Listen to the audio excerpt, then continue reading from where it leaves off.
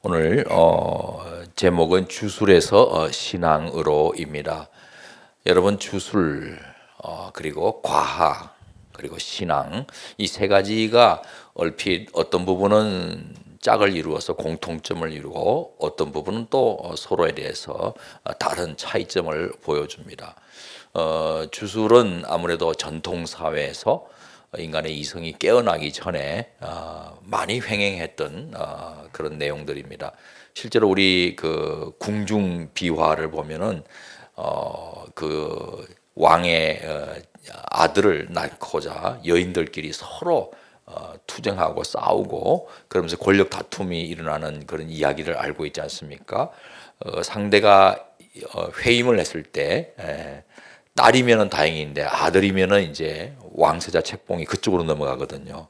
그래서 서로 이제 인척들끼리 또 경쟁을 하면서 상대가 그게 딸이 되도록 성별을 바꾸어 달라고 주술을 걸 수도 있고 심지어는 태아가 사망하도록 저주를 퍼붓는 우리가 흔히 말하는 이제 블랙 매직 요즘 블랙이라는 단어를 쓰면은 또 피부빛이 검은 쪽에서는 그 왜 나쁘다는 의미로 쓰느냐 해서 좋지 않게 생각해서 bad magic이라 그래요. 그 학술적인 용어로 나쁜 주술을 거는 그런 일을 해요. 뭐 인형 모양을 만들어 가지고 주술사에 가 가지고 무당에게 가 가지고 신접한 여인에게 가 가지고 바늘로 뭐 꼭꼭꼭꼭 찌르면은 그 찌른 부위가 막 아파가지고 고통당하고 심지어는 뭐 머리카락이나 어떤 신체 일부를 이렇게 잘라서 그 잠자고 있는 곳에 밑에다가 그 땅 밑에다 묻는다든지 해가지고 상대에게 저주를 퍼붓는 그런 일들을 불과 우리가 이시조선에 그때 이야기니까 뭐 아주 오래전 이야기가 아니에요. 그런 부적을 갖다 붙인다든지 주문을 외운다든지 그런 일들을 우리가 참 많이 전해 듣고 또 지금도 복 받기 위해서 부적을 문에다가 붙이는 식당도 볼 수가 있잖아요. 그럼 몇 자리를 어떻게 쓴다든지 풍수 지리를 따라서 그리고 물과 바람을 어떻게 운용하면서 복을 받고자 하는 기복하는 그런 노력들을 많이 이제 사용하게 되는데 그게 이제 이성이 발달하기 전에 전통적인 사회에서는 다 거의 유사하게 전 세계적으로 보편적인 모습으로 나타나곤 합니다. 그걸 우리는 또 샤머니즘이라 그러기도 하고 샤만 영적인 매개자를 이름을 써서 샤머니즘이라 그러고 뭐 어떤 데 가면 토테미즘, 애니미즘 다양한 이름을 갖고 있지만은 결국 전통 종교 깊은 뿌리 속에 전 세계 어디를 가더라도 이런 재앙을 물리치고 복을 제재 구복 재앙을 물리치고 복을 구하는 이런 세계관 속에 살아가고 있는 그런 사람들이 많고 과학이 발달해서도 여전히 이 부분은 10년 깊숙한 곳에 자리 잡고 있어서 요즘 우리 뭐 현대 사회에 과학이 그렇게 발달하지만 어느 순간부터 뭐 쇼핑몰이나 이런 데 가보면은 점치는 데가 막 나타나잖아요. 옛날에는 그런 거는 저 미아리나 그런 데 가서 보고라 그러는데 요즘에는 버젓이 도심지에서 횡행하고 재미삼아 젊은이들이 남녀 짝을 져서 가서 보기도 하고 뭐 그리고 버스에 언젠가 좌석 버스를 탔는데 보니까 앞 좌석에 그 뒤에 머리 기대는 거기에 이렇게 해서 아예 광고 문구가 당신의 운세가 궁금하세요 070 뭐 이런 번호도 있고 이게 현대 과학이 발달한 사회에도 오히려 저 깊숙한 곳에 잠수해 있던 그런 이 무속 신앙이라 그럴까요 점치는 이런 세계가 수면 위로 부상에 올라와 가지고 있었어요.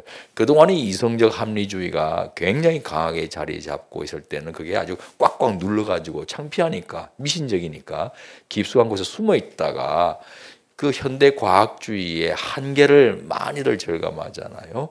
이성적 합리주의의 한계에 부딪힌 거예요. 감정이 사라져 버리고 신비주의가 사라지고 하니까 사람들이 오히려 이런 시대에 또 나름 그걸 찾는 일들이 일어나니까 장사가 되니까 깊숙하게 잠겨 있던 그 내용들이 다시 수면 위에 부상하는 한편으로는 과학적인 세계관이 한편으로는 그런 주술적인 세계관이 동시에 공존하는 그런 오늘날 흔히 말해서 이제 포스트 모더니즘 시대를 우리가 살고 있습니다. 어쨌든 주술 전통 사회에서 초자연적인 어떤 세계를 이해하고 그걸 실제로 받아들이는 그런 어떤 과거의 모습들이 있습니다. 거기에 비해서 과학은 뭡니까? 철저히 이성을 통해서 검증된 것만 받아들이는 거잖아요.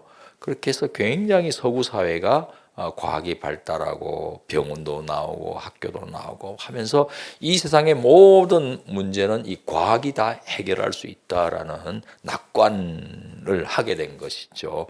그래서 우리가 아직 시간이 좀 더 필요한데 시간만 더 주어지고 이성만 더 많이 발달하면 사람도 죽지 않게 할 수 있다라는 아주 낙관론에 한동안 사로잡혀 있었던 적이 있습니다. 하지만 그런 인간이 결국에는 만들어낸 세상이 어떤 것인가? 전쟁을 일으키고 말이죠. 끔찍한 비극적인 것들을 가지고 오고 해서 그런 인간의 이성의 최고로 발달했을 때 감정도 다 배제하고 모든 걸 배제하고 객관적인 사실만 관찰한다 할지라도 결국 한계에 부딪히는 것이 상대성 이론 때문이었어요. 그러니까 과거에는 이 과학자가 아주 객관적으로 사진을 찍듯이 탁탁 관찰을 한다라는 확신 속에 있었는데 어느덧 가만히 보니까 그 과학도 자신의 입장에 서서 어떤 주관적인 입장에서 관찰한다는 거예요. 그 상대성 이론도 그렇고 정말 이 세계가 마치 코페르니쿠스의 지동설의 변화처럼 우리가 지구가 돈다는 걸 생각하지도 못했던 시절이 있잖아요.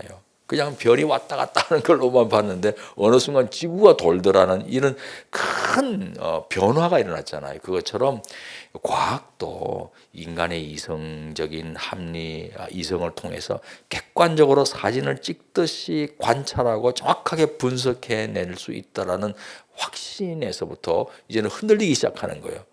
관찰자 자체가 서 있는 입장에 따라서 전혀 다른 결과물이 나올 수 있다라는 것, 그런 것들이 이제 상대성 이론에서부터 또 나오기 시작하고, 그래서 이제 과학도 한계가 있다는 거예요. 그런데 주술이든 과학이든 하나는 이성과 상관없이 신비한 세계 속에서 돌아가고 있는 거고, 하나는 굉장히 이성적 합리주의로 관찰하는 것인데, 주술이든 과학이든 신앙과 다른, 우리가 믿고 있는 이 신앙 세계와 다른 공통점이 있어요. 그래서 신앙은 이 두 가지하고 어떤 거는 비슷한데 어떤 거는 정말 둘 다 차이가 나는 것이 있습니다.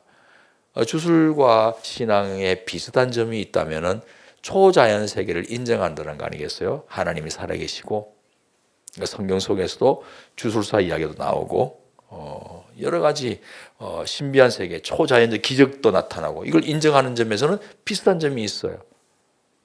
그리고 과학, 하나님이 이성을 인간에게 선물로 주셨잖아요. 하나님의 역사가 무조건하고 초이성적이기만 한 건 아니에요.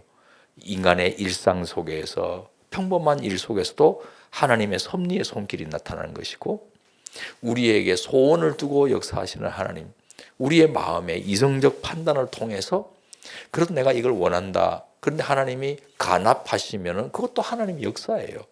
무조건하고 하나님의 역사는 신비한 것만, 인간의 이성으로는 받아들일 수 없는 그런 초자연적인 것만 하나님의 역사고, 나머지는 모두 인간적인 것이라고 이분법으로 이해하면 곤란해요. 우리의 이성을 통해서 얼마든지 하나님은 역사하실 수 있는 분이거든요. 그래서 이성을 하나님께서 선물로 주셨잖아요. 그 이성의 꽃이 과학이라고 할 수 있잖아요. 그러므로 그 기원이 하나님에게 있는 거예요. 과학도. 문제는 과학주의가 문제잖아요. 과학을 선용해서 하나님께 영광을 돌려드리는 것은 아름다운 것인데, 이성을 잘 활용해서 하나님의 뜻에 복종하면서 그 이성을 선물로 받아들이고 활용하는 것은 아름다운 것인데, 이성적 합리주의, 과학주의에 집착한다면 하나님을 배격하는 것이거든요. 내 이성 속에 하나님을 가두어라 그러고, 내 이성으로 받아들일 수 있는 것만 성경을 진리로 받아들이고, 이성의 검증을 통해서 해당되지 않는 것은 신비한 신화에 불과한 것이라고 잘라내버리는 그런 건 잘못된 것이죠. 이 두 가지가 한편으로는 서로 초자연 세계와 이성 세계로서 다른 것이 있지만은 신앙 앞에서 공통점이 있어요. 다시 말해서 거꾸로 말하면 신앙이 둘하고 차이 나는 것이 있어요.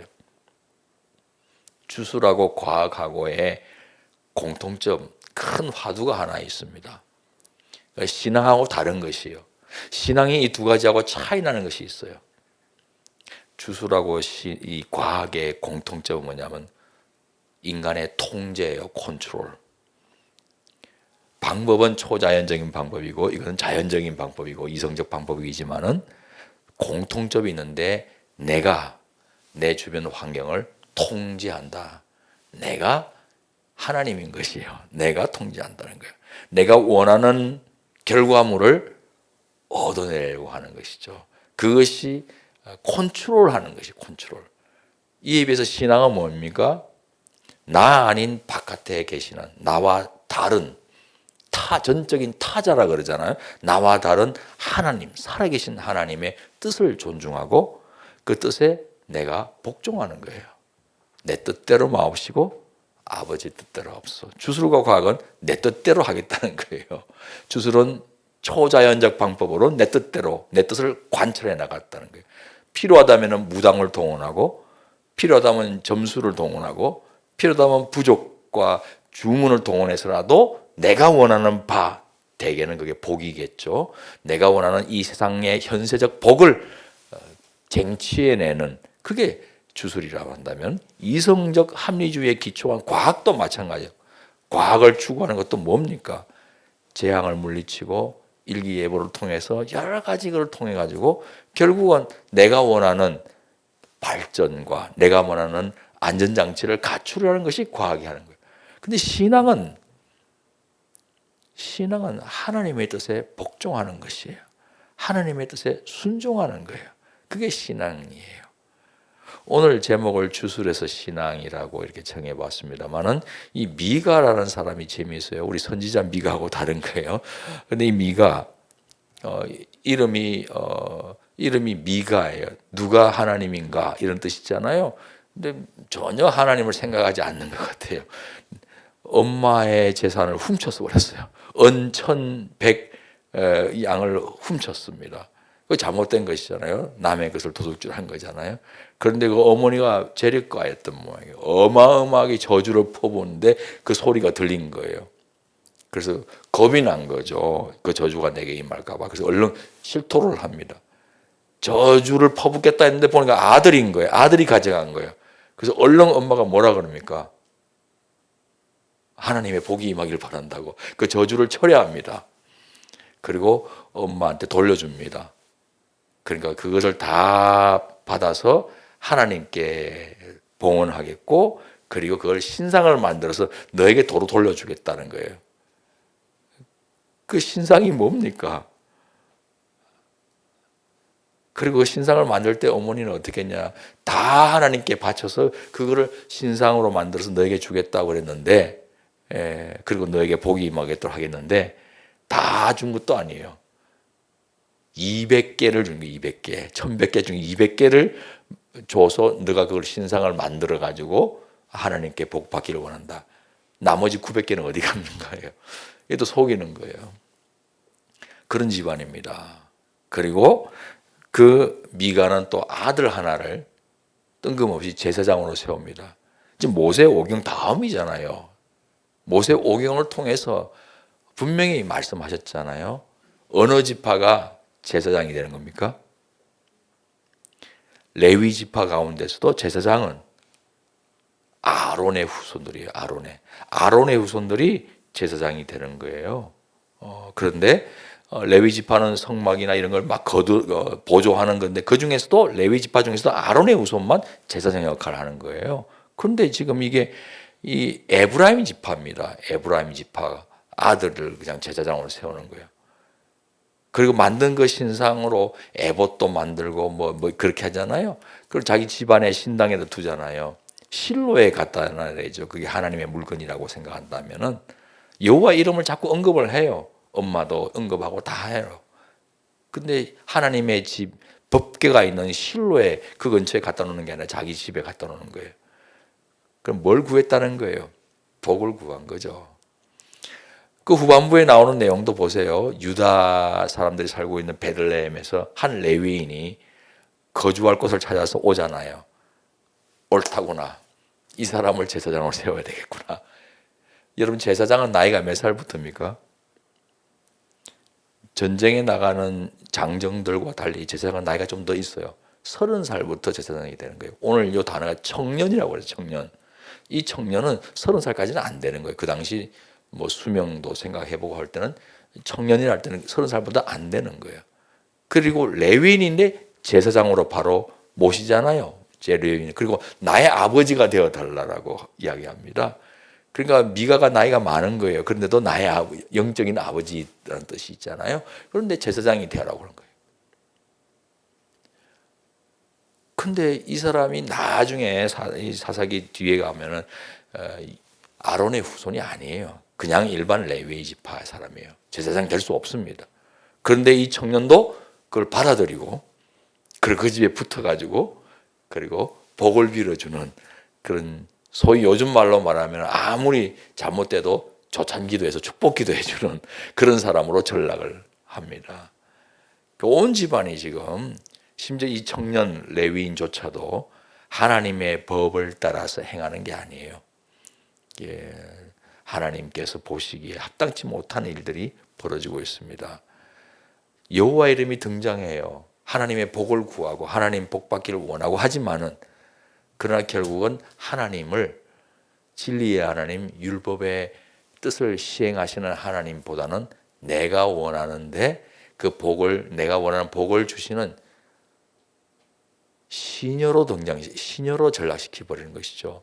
전능하신 주님으로 모시는 게 아니라 아주 능력이 많은 나의 종으로 삼아 버리는 거예요, 하나님을. 그게 주술이죠. 우리도 주 예수 그리스도의 이름으로 기도할 때, 이 기도할 때를 참 잘 생각해 보시기 바랍니다. 적어도 기도할 때 일어날 수 없는 일들을 기대하는 그런 것은 상당히 중요한 자세예요. 그리고 우리의 이성으로도 분명히 일어날 수 있는 것에 대해서도 인도함을 구하는 것도 굉장히 중요한 자세예요. 이런 기도나 저런 기도나 다 중요해요. 그런데 핵심은 뭐냐? 주님의 뜻이 이루어져야 되는 것이에요. 인도함을 구해야 됩니다. 인도함. 그런데 내 뜻을 관철하기 위해서 이거 아니면 안 된다라고 간구할 때 그건 이미 상당히 주술적인 신앙으로 들어가는 겁니다. 헨리 나우엔이 그 with open hands라고, 그 번역은 어떻게 되는지 펼친 손으로 이런 기도를 이야기한 적이 있어요. 거기에서 굉장히 강조하는 게 주술이 되어서는 안 된다. 기도를 해야 된다. 이런 말을 해요. 뭘 주술이라고 이야기했냐? 꽉 쥔 주먹이에요. clenched fist. 이 꽉 쥔 주먹을, 움켜진 주먹으로 기도하는 거. 이게 주술이라고 그랬어요. 내 뜻을 관철하겠다는 거예요. 주술하고 뭐가 다르냐는 거죠. 대상이 하나님일 뿐이지 이걸 이루어 달라고 막 기도하는 거예요. 그 책 서문에 보면은 정신병원에 간 어느 나이 많은 할머니 이야기가 나와요. 어찌된 영문인지 꽉 쥐고 있는 거예요. 주먹을 피질 않는 거예요. 그걸 펴려 그러면 뭐 이거를 피는 순간 뭐 죽을 것 같은 그런 심정으로 막 절대로 안 피는 거예요. 그 잠든 틈을 타서 도대체 뭐가 있나 하고 이렇게 보니까 별것도 아닌 동전이, 무슨 사연이 있는지 모르지만 동전이 하나 있는 거예요. 값어치도 없는 동전. 그 동전을 놓치면은 죽을 듯이 이거 꽉 쥐고 있는 거예요. 마치 이와 같이 기도하는 거예요. 하나님 보실 때는 아무것도 아닌 것이 있고 정말 나를 위해서도 유익하지 않을 수도 있는 건데 이거 아니면 안 된다는 식으로 막 기도하는, 이게 바로 주술적인 기도라는 거예요. 그러면 기도는 어떻게 해야 되느냐? 신앙의 기도는 뭐냐? 펼친 손으로 해요. 그래서 혹시라도 내가 잘못 구하고 있는 욕심이 이 안에 있다면 그 동전, 그 욕심과 같은 동전은 거두어 가주시고 내 뜻대로 마옵시고, 그게 바로 겟세마네 동산에서 예수님이 기도한 것처럼 정말 하나님 보시기에 합당한 거, 하나님의 구속 경륜과 나의 인생을 위해서 가장 좋은 것을 이 손바닥 위에 응답으로 올려주세요. 그게 펼친 손으로 기도하는 거예요. 그러니까 우리 성도들의 신앙을 갖고 있는 성도들은 컨트롤하는 게 아니라 하나님의 인도함을 구하는 기도를 하게 돼 있다는 거예요. 지금 굉장히 열심히 제사도 하고 뭐 제사장을 책봉해서 지금 제사장을 집안에서 부리려고 할 정도니까 얼마나 종교적인 열심이 있는 겁니까? 또 나름 신상을 만들어 가지고 이게 뭐 하나님이라고 생각하는지 모르고 에봇이나 뭐 이런 온갖 성물과 관련된 것들을 다 갖추는 거예요. 영적인 안전장치라고 할 수 있겠잖아요. 종교적인 안전장치. 오늘날로 말하면 이런 봉사 저런 봉사 막 온갖 거를 마치 나의 복을 위해서 하는 거나 똑같은 거 아니에요? 근데 기본적으로 신앙의 바탕에는 뭐가 있었느냐? 인도함을 구하는 거예요. 하나님도 인격을 가지셨고 뜻을 갖고 계신 분이에요. 내 뜻만 있는 게 아니에요. 하나님에게도 의지가 있고 뜻이 있잖아요. 이루어 가시고자 하는 구속 경륜이 있습니다. 그거를 인정해드리고 그것이 이루어지는 것이 나에게도 유익하고 정말 이 온 인류를 향해서 하나님의 뜻이 이루어져야 모든 구속 역사가 완성된다는 것을 고백하고, 이게 성숙한 성도의 삶이에요. 그래서 너희는 먼저 그의 나라와 의를 구하라. 주기도문에서도 항상 뜻이 하늘에서 이름이 거룩히 여김을 받으시옵고 뜻이 하늘에서 이루어진 것처럼 땅에서도 이루어지다. 나라가 임하고, 이 부분이 먼저 나오잖아요. 그렇게 기도하라고 제자들에게 가르쳐 주셨거든요. 그래서 예수님께서 당신도 겟세마네 동산에서 내 뜻대로 마옵시고 아버지 뜻대로 하옵소서, 이게 주술에서 신앙으로 옮겨진 모습을 할 수 있습니다. 우리는 아직도 예수님을 믿지만은 여전히 하나님을 내가 소원하는 바를 이루어주는 어떤 요술방망이와 같은 분으로 내가 부리려 한다면은 그건 주술이다 이거예요. 여러분 혹시 뭐 옛날에 사형리, 어떤 선교단체에서 사용하고 있는 전도 도구로 사형리가 있잖아요. 그 마지막 부분에 보면 그림이 딱 나와요. 이렇게 동그랗게 그림을 그려놓고 이게 사람의 마음이라는 거예요. 세 가지 종류의 마음이 있다는 거예요. 하나는 십자가가 밖에 있어요. 불신자예요. 당연히 그 사람의 마음의 보좌 중심에 누가 앉아 있겠냐는 게 불신자니까 내가 앉아 있단 말이에요. 내가 주인인 거예요. 내가 모든 걸 컨트롤하고 내가 책임지는 인생이에요. 근데 어느 날 이 자연인이 예수님을 영접했어요. 십자가 영혼 속으로 들어왔어요. 그런데 예수님을 영접한 그리스도인 성도에도 두 종류로 이렇게 또 나뉘어진단 말이에요. 하나가 바로 완전히 십자가가 내 마음의 중심의 주인으로 딱 앉아있고 나는 그 앞에 내려앉아서 종으로 살아가는 영에 속한 사람, 신령한 사람, 성숙한 사람, 그런 사람이 있는가 하면은 예수님을 영접해서 십자가가 마음속으로는 들어왔는데 여전히 그 보좌에 누가 앉아있느냐? 내가 앉아있단 말이에요. 그리고 십자가가 내 보좌 밑에 있다고요. 마치 무릎을 꿇고 있는 모양으로. 예수님은 영접해서나 구세주로, 누가 인생의 주인이냐? 내가 주인이라는 거예요. 사실 이런 이걸 혼에 속한 사람이라 그래요. 육신에 속한 사람이죠. 육신에 속한 사람이고 자연인은 육에 속한 사람인데 이 육신에 속한 사람은 참 어떻게 보면 제일 불행하다고 할 수가 있어요. 차라리 그냥 예수님, 왜냐하면 그 보좌에 예수님이 있는 거예요. 그 무릎이 저 십자가가 마치 그 보좌 밑에 있잖아요. 그러니까 의식하잖아요. 갈등하는, 차라리 없었으면 내 마음대로 하겠는데 내 마음대로 하고 싶은데 좀 의식이 되거든요. 이게 아주 갈등을 일으키는 모습이에요. 그래서 오호라 나는 공고한 사람인 거예요. 내 마음대로 원하고 오는 것도 있고 그러나 주의 법을 즐거워하는 마음도 있고, 이 두 가지가 막 싸우는 모습이라 할 수가 있습니다. 한편으로 하나님의 뜻을 행해야 되는 것을 알아요. 그런데 주술적인 기도를 하고 싶은 마음도 있는 거예요. 이게 예수님 영접했지만은 있을 수 있는 우리의 신앙의 모습이라는 겁니다. 그거를 오늘 이 말씀을 통해서 한번 가슴에 새기기를 원해요.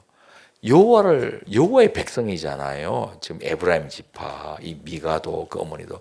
근데 여전히 이방인이 행하는 가나안에 살고 있는 이방인들의 그 모습을 그냥 당연하게 받아들여 버려서 농사를 지으면서 여러 가지 일들을 해나가는데 이방의 방식을 따르는 거예요. 그렇다고 하나님을 완전히 안 믿는 게 아니에요. 하나님의 여호와의 이름이 언급되고 있잖아요.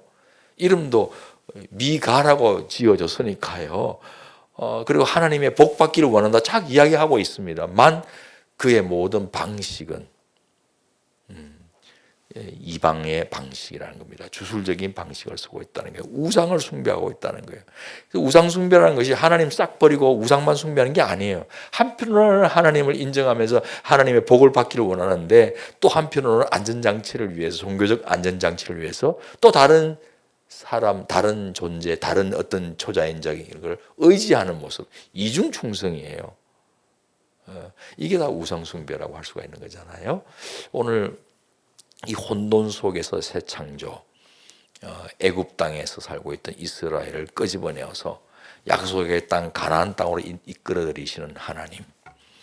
영적으로 오늘 우리도 세상으로부터 과거로부터 우리를 끄집어내어서 저 새하늘과 새 땅, 하나님이 완전한 통치자로서 고백되어지는, 그래서 온 피조물이 그 앞에서 찬양을 올려드리고 서로 화평하게 지내는 하나님 품 안에서 뛰어노는 그런 아름다운 세계를 향해서 지금도 계속해서 하나님은 계속된 새 창조의 역사를 일궈 나가는데 요구하는 것이 뭐냐? 주술에서 신앙으로 가야 된다는 것입니다. 혼동 속에서 새 창조예요. 지금은 아직도 온전치 못한 연고로 희미하게 보일 뿐만 아니라 혼동 속에서 내 욕심도 부리기도 하고 하나님을 내가 부리는 종으로 삼기도 하고 이런 세계가 계속해서 싸워지고 있는 거예요.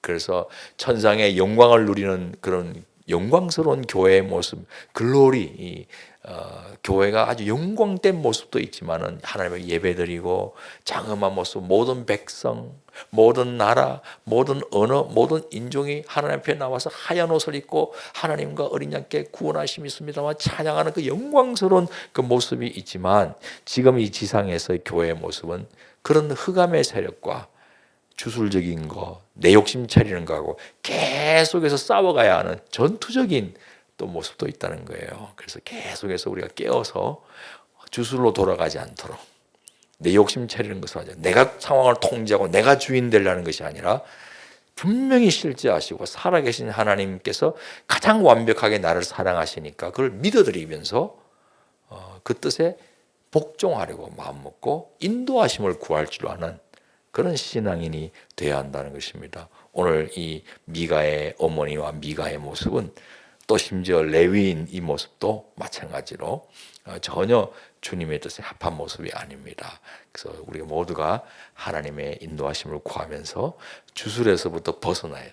우리가 뭐 주술을 행하는 사람들은 아니지만은 우리의 신앙을 주술적인 형태로 지금 실천하고 있는 것은 아닌지, 목걸이도 말이죠. 이걸 해야 마치 부적처럼 자동차 사고 안 난다고, 자동차에 또 목걸이 같은 십자가를 걸어놓아야 그래 안전하다고, 뭐 이런 것들이 다 주술적인 모습을 띠고 있다고 할 수가 있어요. 심지어 인도네시아의 발리섬의 힌두교도인데 거기는 성수라고 머리에 칙칙 뿌리는데 아예 침례를 하는 교단이 있거든요. 침례하니까 그게 훨씬 더 파워가 있다는 거예요.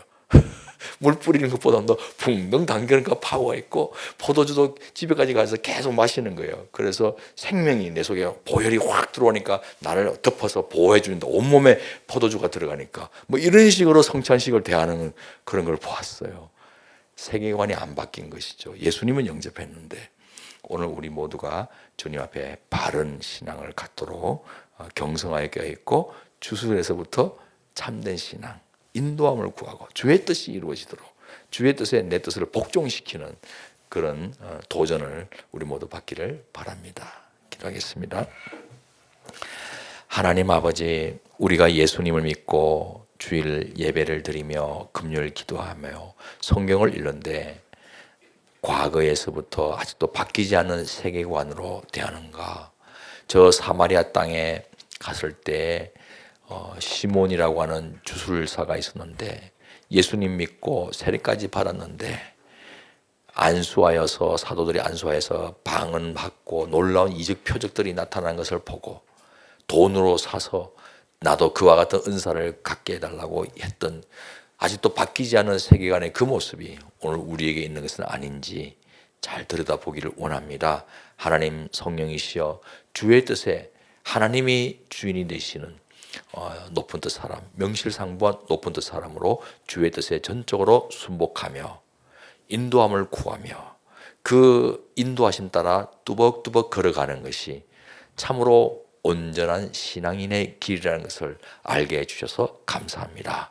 주술에서부터 신앙으로 내가 통치해서 내가 주인이고 내가 왕으로 살려는 데서부터 하나님이 주인이 하나님이 통치자이심을 인정하며 순종하는 인도함을 구하는 우리 모든 하나님의 사람들 다 되게 도와 주시옵소서.